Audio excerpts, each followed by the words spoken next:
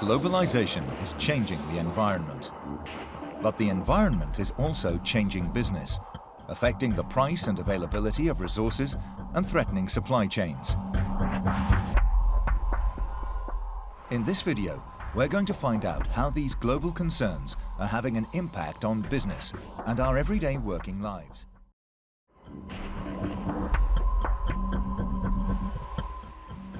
In the engine room of our economy, a combination of new pressures is building that's changing the course of business, driving it towards a greener future. There are legal, financial, market, and social pressures. We'll look at each in turn.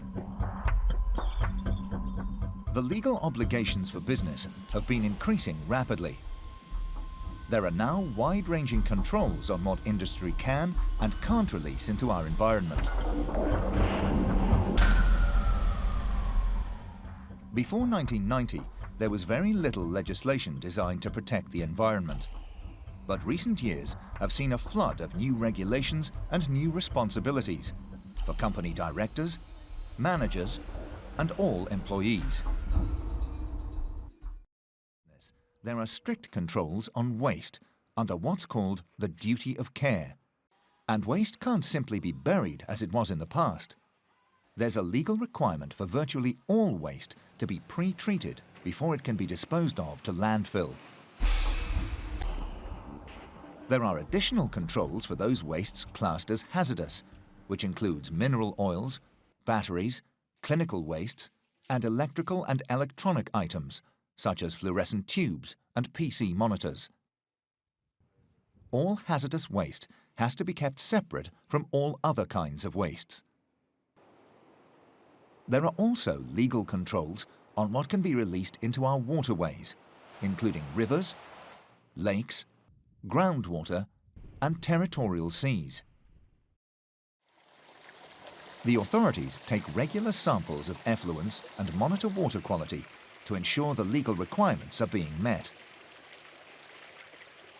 There are also many other legal controls, for example, to prevent air pollution, protect habitats, and to regulate specific products and sectors, such as packaging and chemicals, electrical and electronic goods, the disposal of vehicles, and the management of construction site waste. No business is immune from at least some of these environmental controls. Those who don't comply with environmental legislation risk heavy fines and even imprisonment.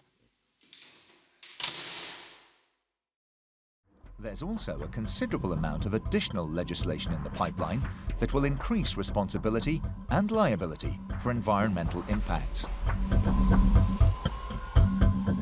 Along with these legal pressures have come financial pressures.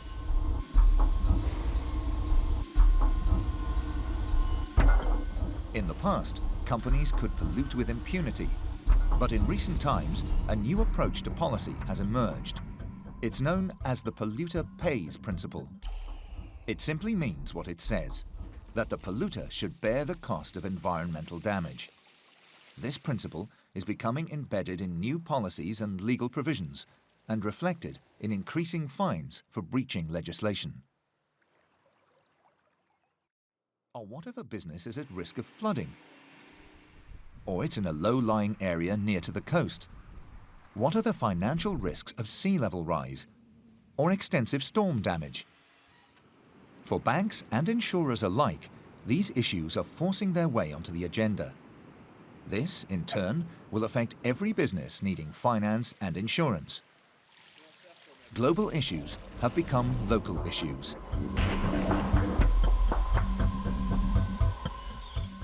And then there are market pressures.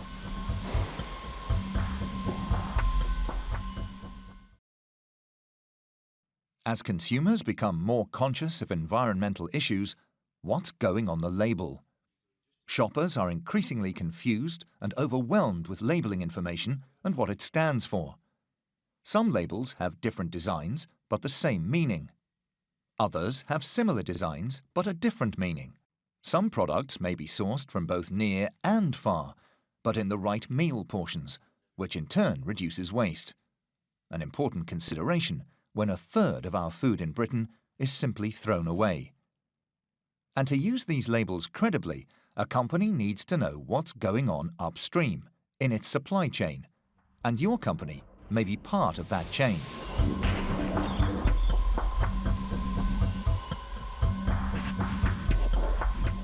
There are the social pressures too.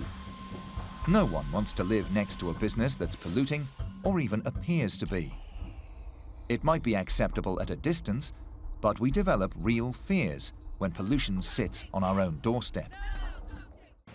It could be an airport, a road, or even a wind farm. If the expectations and concerns of the community are treated with arrogance, if they're not consulted, it may prove expensive. Customer fears can soon become a commercial reality, as the sudden growth in the organic food market demonstrated in reaction to food scares.